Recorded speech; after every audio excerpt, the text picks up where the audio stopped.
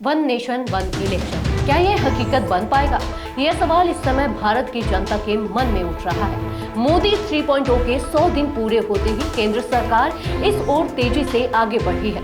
अब ऐसे में सवाल है कि क्या यह इतनी आसानी से हो पाएगा, वह भी तब जब सरकार के पास संसद में इसके लिए जरूरी बहुमत नहीं है।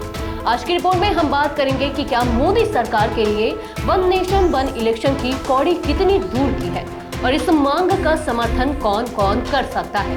नमस्कार, मैं विजयश्री स्वागत करती हूँ आपका यूबी न्यूज में, जहां हम न सिर्फ खबरें लाते हैं बल्कि उसका बारीक और सटीक विश्लेषण भी करते हैं। मोदी कैबिनेट ने बुधवार को एक देश एक चुनाव यानी कि वन नेशन वन इलेक्शन के प्रस्ताव को मंजूरी दे दी है।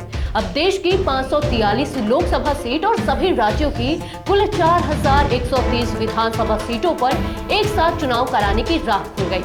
एक देश एक चुनाव पर पूर्व राष्ट्रपति रामनाथ कोविंद की अध्यक्षता में गठित कमेटी की रिपोर्ट के बाद प्रस्ताव को कैबिनेट ने मंजूरी दी है। इससे एक दिन पहले केंद्रीय गृह मंत्री अमित शाह ने कहा था कि देश में वन नेशन वन इलेक्शन हर हाल में 2029 से पहले लागू होगा।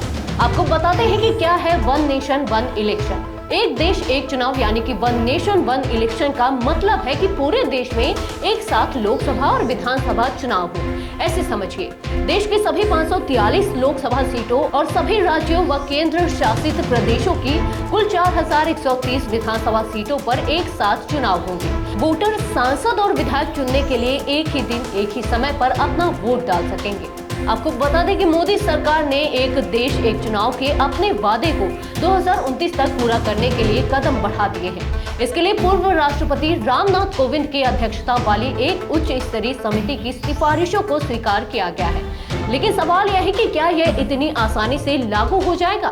इस योजना को लागू करने के लिए संविधान में संशोधन की आवश्यकता होगी, जिसके लिए विपक्षी दलों के समर्थन की आवश्यकता होगी। बीजेपी के पास अकेले बहुमत नहीं है, एनडीए की सरकार है। हालांकि इस बात को प्रधानमंत्री नरेंद्र मोदी भी समझते हैं। 3 मंत्रियों को अलग अलग राजनीतिक दलों से समन्वय के लिए काम पर लगाया गया है। सूत्रों के मुताबिक संशोधन संसद के शीतकालीन सत्र में पेश किए जा सकते हैं।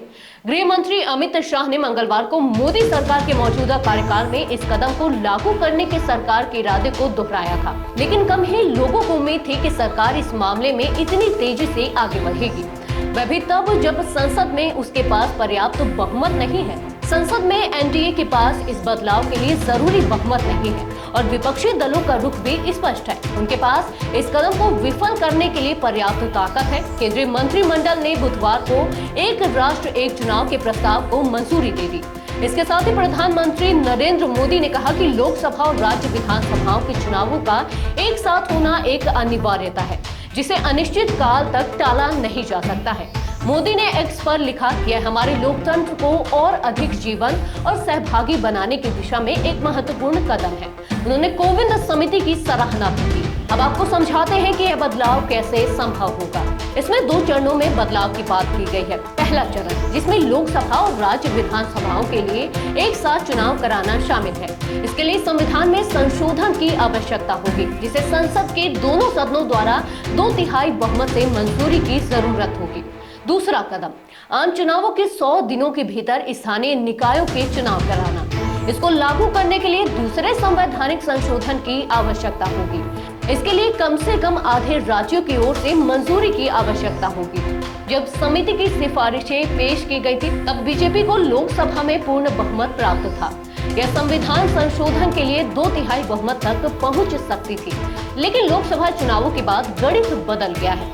अब मोदी को निचले सदन में संशोधनों को आगे बढ़ाने के लिए सहयोगियों और अन्य पर निर्भर रहना होगा। एनडीए के सहयोगी इस फैसले के साथ है। इससे भी महत्वपूर्ण बात यह है कि समाजवादी पार्टी ने सर्वसम्मति बनाने के लिए सर्वदलीय बैठक की मांग करते हुए अपने सहयोगी कांग्रेस द्वारा इस कदम को सिरे से खारिज करने से किनारा ले लिया।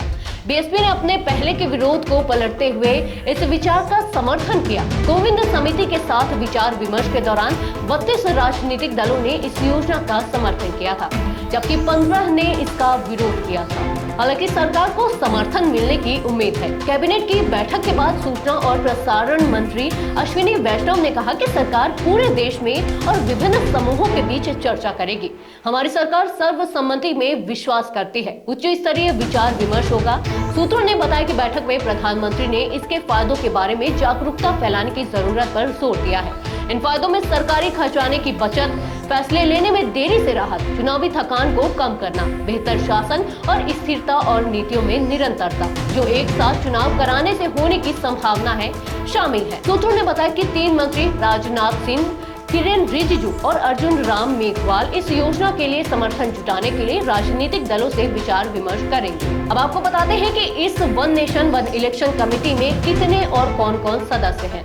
पूर्व राष्ट्रपति, एक वकील, 3 नेता और 3 पूर्व अफसर समेत 8 लोग कमेटी के सदस्य हैं। रामनाथ कोविंद अध्यक्ष, जो कि पूर्व राष्ट्रपति रह चुके हैं, हरीश साल्वे वरिष्ठ अधिवक्ता, अमित शाह गृह मंत्री, अधीर रंजन चौधरी कांग्रेस नेता, गुलाम नबी DPA पार्टी, इनके सिंह 15वें वित्त आयोग पूर्व अध्यक्ष, डॉक्टर सुभाष कश्यप लोकसभा के पूर्व महासचिव, संजय कोठारी पूर्व मुख्य सतर्कता आयुक्त। हालांकि इसे लागू करना इतना आसान नहीं होगा। लोकसभा के पूर्व सचिव SK शर्मा बताते हैं कि देश में एक राष्ट्र एक चुनाव व्यवस्था लागू करने के लिए संविधान में कई संशोधन करने की जरूरत पड़ेगी और संविधान में 2 संशोधन करने होंगे।